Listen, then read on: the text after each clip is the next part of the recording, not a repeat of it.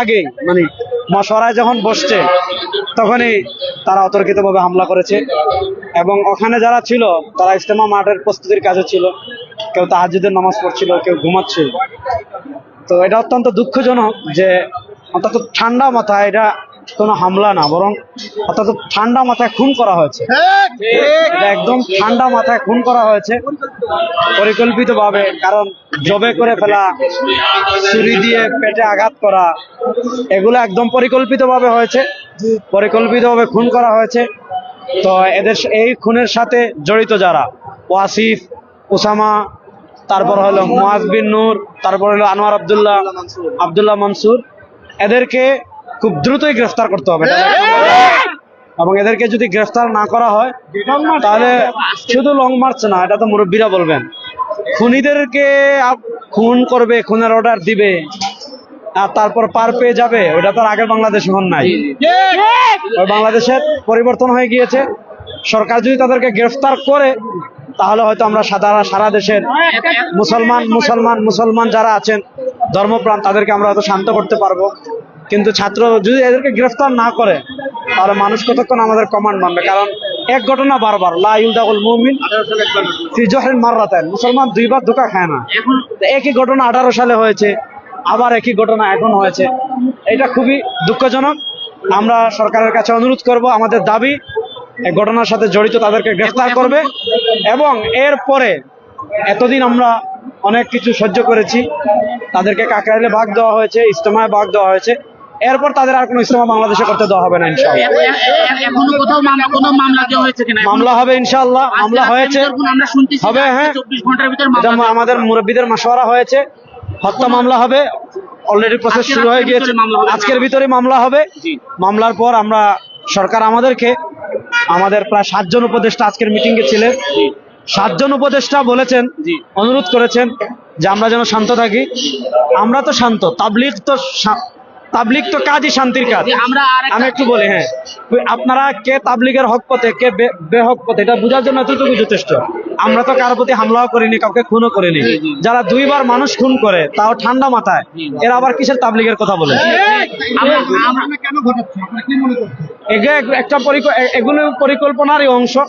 আমরা মনে করছি এটার পিছনে বড় কোনো ষড়যন্ত্র আছে এবং বাংলাদেশকে একটা অশান্তি করা এই মুহূর্তে, যাতে সরকার বেকায়দায় পড়ে, রাষ্ট্র বেকায়দায় পড়ে। কারণ আমরা এই যারা এই কাজগুলো করেছে, আমরা গত ফেসিবাদের আমলে দেখেছি, তারা আমাদেরকে বলতো আমরা পাকিস্তানি, তারা আমাদেরকে বলতো আমরা হেফাজতি, তারা আমাদেরকে বলতো সরকার বিরোধী, এগুলা বলে কিন্তু তারা আওয়ামী লীগের কি সুবিধা নিয়েছে।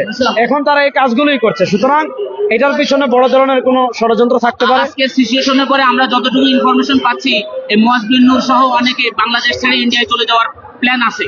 তো এই ক্ষেত্রে আপনাদের চাওয়াটা কি? স্বরাষ্ট্র মন্ত্রণালয় না, আমাদের তো চাওয়া, আমি বললামই যে তারা যেহেতু সরাসরি পালিয়ে যাওয়ার সরাসরি মানে উস্কানিদাতা, এবং তাদের বক্তব্য তারা 2 দিন আগে ব্রিফ করেছে, স্ট্যাটাস দিয়েছে, সাংবাদিকদের মিডিয়া জানিয়েছে যে তারা দেখে ছাড়বে, কেমন হবে, এগুলো তো মানে একদম প্রমাণাদি প্রকাশ্য। এরপরেও যদি তাদেরকে গ্রেফতার করা না হয়, ওবায়দুল কাদেরের মতো তারাও পালিয়ে যেতে পারে, তাহলে এটা রাষ্ট্রের জন্য একটা বড় ব্যর্থতা।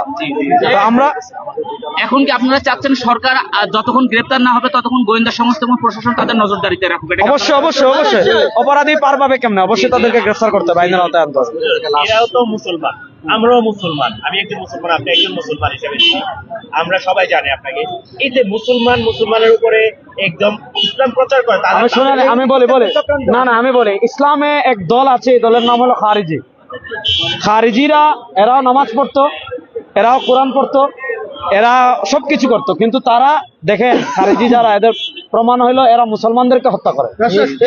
তো এই যারা এগুলা করছে, তারা যদিও মুসলমান, কিন্তু তাদের ওই কার্যক্রম ওই খারিজি। যারা সাহাবা একরামকে হত্যা করছিল, সাহাবা একরাম ছিলেন সরাসরি নবীর সান্নিধ্য প্রাপ্ত, তো খারিজিরা সাহাবা একরামকে হত্যা করছে। এই যুগে রাসূলুল্লাহ সাল্লাল্লাহু আলাইহি ওয়াসাল্লাম হলেন আলেমরা, তো ওই আলেমদেরকে যারা ঠান্ডা মাথায় পরিকল্পিতভাবে রাত্রে হত্যা করতে পারে, তারা তো ওই খারিজিদের উত্তরসূরি। সুতরাং মুসলমান তো তারা, কিন্তু তাদের কার্যক্রম আহলুস সুন্নাহ ওয়াল জামাতের সাথে মিল নাই। তাদের নেতা সাহাব সেও পথভ্রষ্ট, তাদেরকে যারা অনুসরণ করে তারাও পথভ্রষ্ট। এই ঘটনার পরে কি দুই পর্বে হবে না এক পর্বে? এখন তো দুই পর্বে ইজতেমা হওয়ার কোনো প্রশ্নই নাই।